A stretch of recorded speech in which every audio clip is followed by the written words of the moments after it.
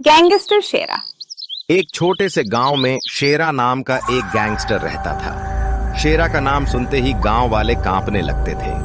उसका गुस्सा, उसकी बंदूक और उसकी धौंस पूरे गांव में मशहूर थी। लोग उसे बुरा समझते थे, बदमाश, अपराधी और गांव की बदनामी की वजह। लेकिन किसी को नहीं पता था कि शेरा अंदर से अकेला और बेचैन था।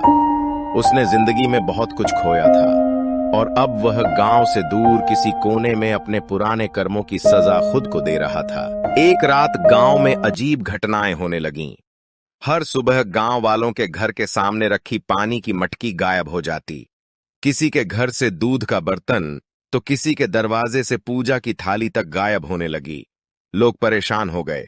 कोई चोर है जो हमारी आस्था और जरूरत दोनों चुरा रहा है, बुजुर्गों ने कहा। गांव वाले इकट्ठा होकर पंचायत करने लगे, लेकिन चोर का कोई सुराग नहीं मिला। डर का माहौल बन गया। एक रात शेरा अपनी झोपड़ी के बाहर बैठा था, तभी उसे किसी की परछाई दिखी। वह धीरे से उठा और पीछे पीछे गया।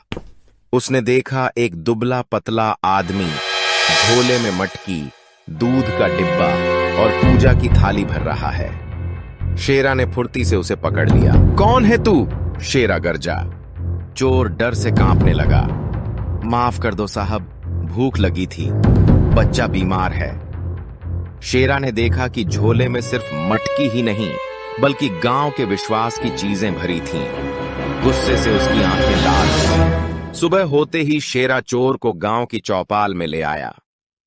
ये है वो चोर जो रात में तुम्हारे दरवाजे से तुम्हारी मटकी, दूध, पूजा की थाली चुरा रहा था, शेरा ने सबके सामने कहा। गांव वाले हैरान रह गए। शेरा ने तो वह काम किया जो पुलिस भी नहीं कर सकी। एक बुजुर्ग आगे बढ़े और कहे, शेरा बेटा, आज तूने हमें बचाया है, तू तो हीरो निकला।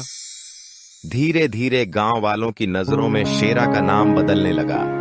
अब उसे कोई गैंगस्टर नहीं बल्कि गांव का रक्षक कहा जाने लगा। सीख: कभी कभी बुराई की छाया में भी अच्छाई छुपी होती है और वक्त आने पर वही इंसान लोगों के दिलों में जगह बना लेता है।